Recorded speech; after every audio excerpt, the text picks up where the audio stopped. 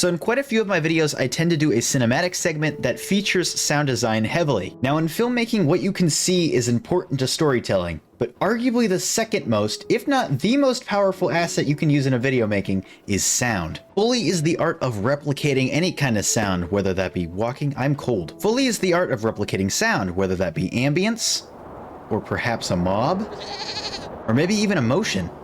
Now, I'm not 100% sure, but I'm pretty sure dialogue is separated into a different category. But regardless, what I'm going to focus on is the sounds that come from the world. So now let's take a listen to some footage I've already edited, and then I'll talk about my thought process and how you can do this yourself. Okay, so we are now in my editing software. You can do this in anything from iMovie to Final Cut Pro, but Premiere is my editing software of choice. I've collected quite a bit of extra footage that I didn't end up using all of, and if you'd like to see that, you can find it in my Discord server, which will be linked in the description. I generally will post teasers and behind the scenes stuff for my videos, and it's just a nice place to hang out with you guys. Now this is the footage I did end up using. If you look at the video section, you see I have them labeled under different colors. This is kind of just to show the different locations. And down here is the mess that is all of the different audio tracks. We're gonna start out by watching the whole thing just uninterrupted, and you guys can get a sense of what I'm about to teach you.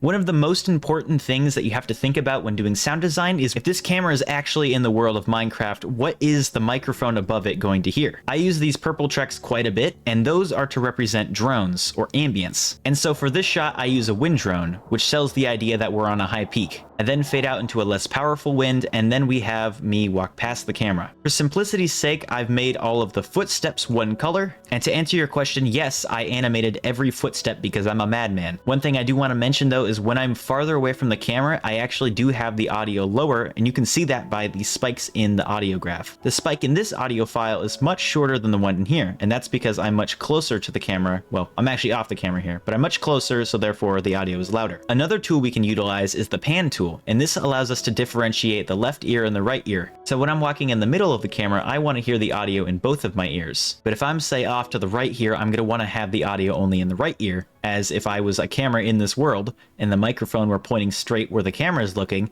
I would only be able to hear this side. Next up, we have this water shot. I've got two ambient tracks here. I have one that's just kind of a drone, very deep sound, and then this other one, which is the movement in the water. That could be the fish or anything else moving, and then put together you have this really nice combination that sounds like you're underwater. These audio tracks are green because this is audio that interacts with the camera. We have one sound effect that's right before the camera comes out of the water, and then this one is the water coming off the camera, and this top one is a larger splash that goes well when put together with the smaller one. So when all three are put together, you get this. And then the magenta color is the sound of the boat moving, which I have fade in as the camera comes out of the water, and then I have pan from the center to the left of the screen when it starts to move over to the left. In the mangrove forest, the wind is not going to be as active, so I didn't bring a wind track to this scene. However, I did get an audio track for the crickets and frogs and any animals that might be here. Once again, we have our boat sound, which also fades to the right. Okay, the ancient city scene. This might be one of my favorite ones. First of all, you've got once again those footsteps that pan from the left to the right. I did add a little bit of reverb too because we're in a cave, so it's going to be echoey. Now this one was a little bit tricky. I had a subtle drone that was lasting through the entire shot,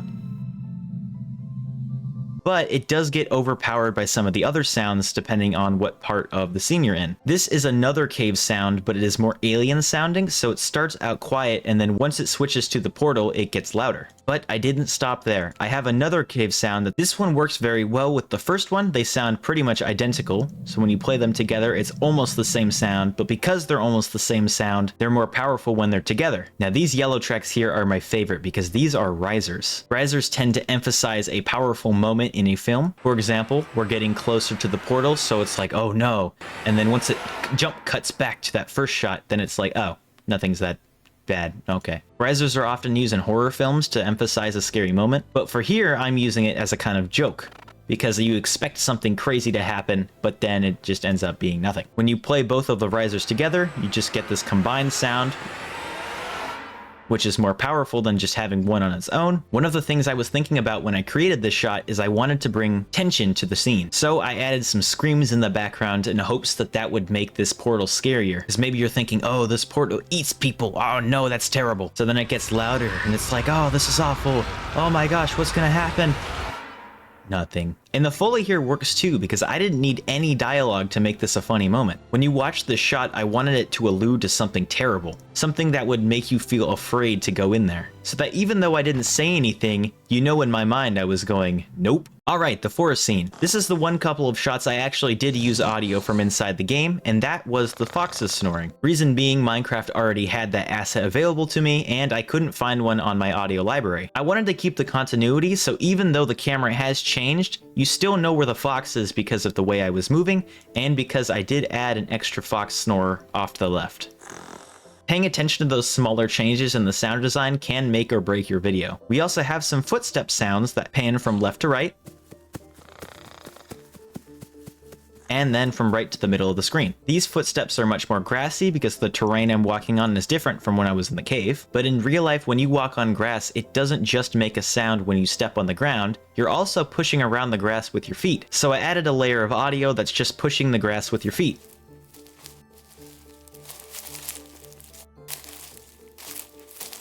So when you play that in tandem with the step sounds, it makes for a very immersive walk.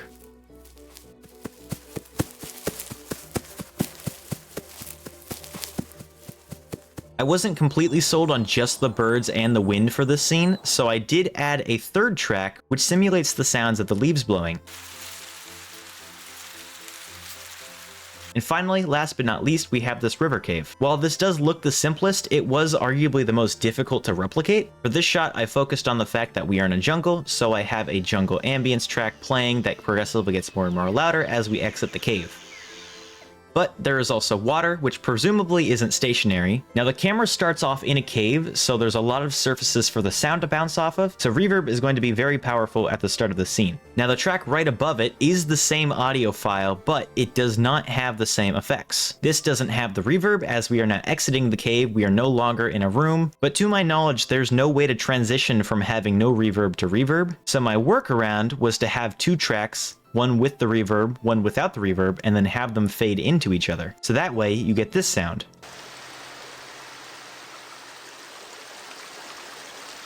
As we exit the cave, the sound becomes more powerful and more clear, and it's a little bit louder in the second track too, because it's a more open space. I am by no means a professional. This is all trial, error, and experimentation, so it's probably not perfect, but I put as much detail as I possibly could into these scenes. So once again, if you're planning on doing any kind of sound design, really pay attention to what you want the audience to hear. There are many instances where just a few audio tracks is all you really need. Now personally, when I look for sound effects, I like to use Epidemic Sound. I've been using this since the start of Coldcraft, and it has been my favorite audio tool of all time. I highly recommend it. This isn't an ad for them at all, I just really love their services, but unfortunately it is a paid one. They have thousands of audio assets to use, including pretty much all the music I use in my videos. But if you don't want to pay for a subscription, freesound.org is a fantastic tool as well. Now this site you're going to have to do a lot more digging to find the perfect audio, but for 600,000 assets for free, that is a fantastic deal. You also have access to all of Minecraft stuff as well. That sleeping fox is actually from this fox over here. All I had to do was find a spot in the world that didn't have any conflicting sounds and then replicate the environment where it made those sounds. Another option is recording your own sound effects. If you have a pretty good microphone, you can make your own sounds. Music is another really important part of setting the atmosphere in your story. So let me know if you want me to do a video on that too. I hope that this was somewhat insightful. I love doing this kind of stuff and I love sharing it. And although it takes a lot of time, it is one of my favorite things to do and the thing that I hope to do for the rest of my life. If you liked the video, please let me know in the comments, and by subscribing, it means a lot to me. And if this ends up being the last upload before Christmas, I hope you guys have a wonderful winter season. Keep being awesome, you guys. Bye-bye.